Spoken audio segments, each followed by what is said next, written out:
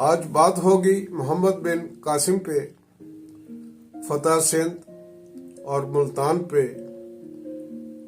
یہ واقعہ ہے 712 عیسوی کا۔ محمد بن قاسم کے ساتھ خاص تیاری کے ساتھ فوج بھیجی گئی۔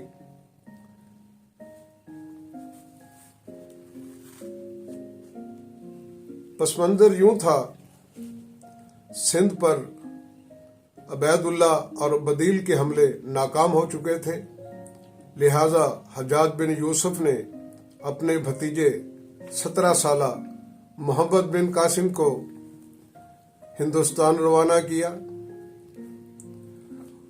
اس کی فوج میں بڑے جرری سالار، بڑے جنگجو وارلارڈز تھے، 6000 گھڑ سوار اور 6000 شتر سوار منتخب کیے گئے۔ 3000 اونٹوں پر سامان جنگ اور استعمال کی دیگر اشیاء تھیں۔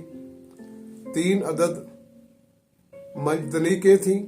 بڑی منجنیق ابروس کو چلانے کے لیے 500 آدمی درکار تھے۔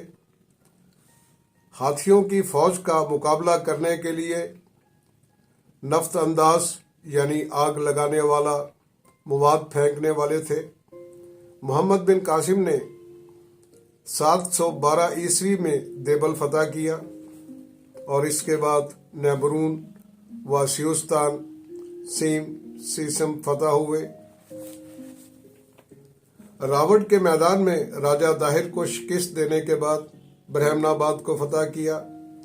قید میں راجہ داہر کی ایک رانی لاڈی آئی۔ کہتے ہیں کہ محمد بن قاسم نے حجاج کی اجازت سے لاڈی کے ساتھ نکاح کر لیا تھا۔ بعد ازاں وہ کہاں گئی جب محمد بن قاسم گرفتار ہوا، اس بارے میں تاریخ خاموش ہے۔ محمد بن قاسم نے 712 میں دیبل فتح کیا تھا۔ اس کے بعد نیرون اور سیسم فتح ہوئے تھے۔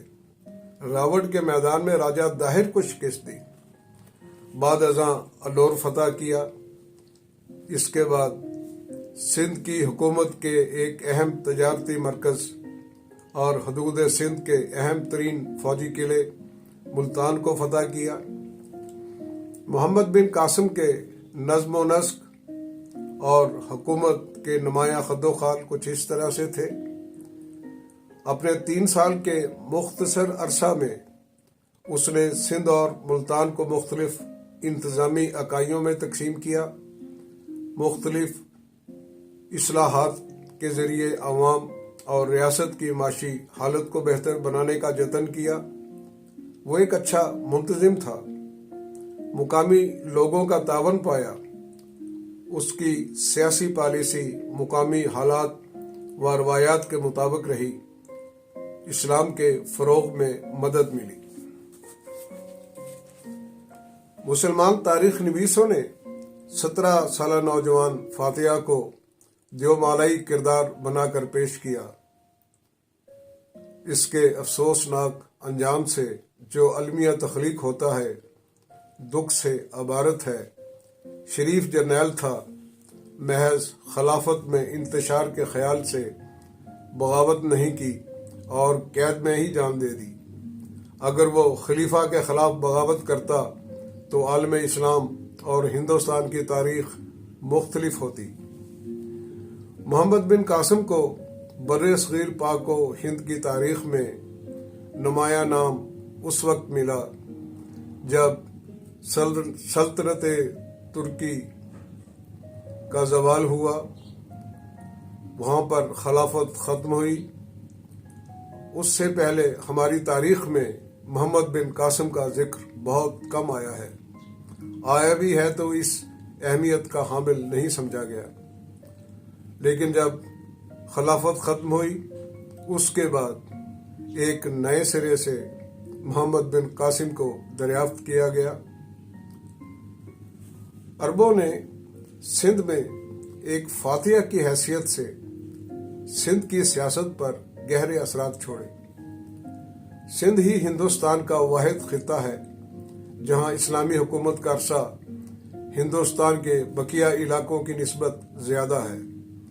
پہلے یہ بنو امیہ پھر بنو عباس کے تحت اسلامی سلطنت کا صوبہ رہا، پھر غزنوی دور میں سندھ پر قبضہ ہوا اور پھر غوریوں کے پاس رہا، پھر سلطنت دہلی اور مغلیہ سلطنت میں شامل رہا، مگر 712 عیسوی سے لے کر 1843 تک اس پر مسلمانوں نے ہی حکومت کی۔ مسلمانوں کی حکومتوں نے ہندوستان پر سیاسی، مذہبی، تہذیبی، علمی اور سماجی اور ثقافتی اثرات چھوڑے۔ اموی خلیفہ سلیمان دراصل حجاج بن یوسف اور قتیبہ بن مسلم کو ناپسند کرتا تھا۔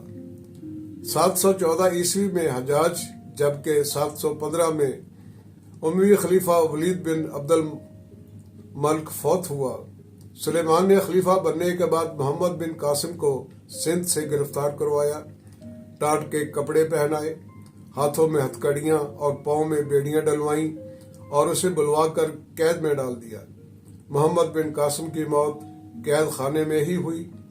دوران قید وہ یہ مصرع گنگنایا کرتا تھا: افسوس کہ لوگوں نے مجھے ضائع کیا، افسوس کہ لوگوں نے مجھے ضائع کیا، افسوس کہ لوگوں نے مجھے ضائع کیا۔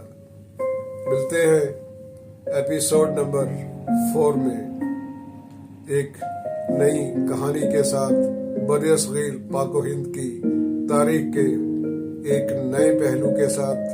Stay with us.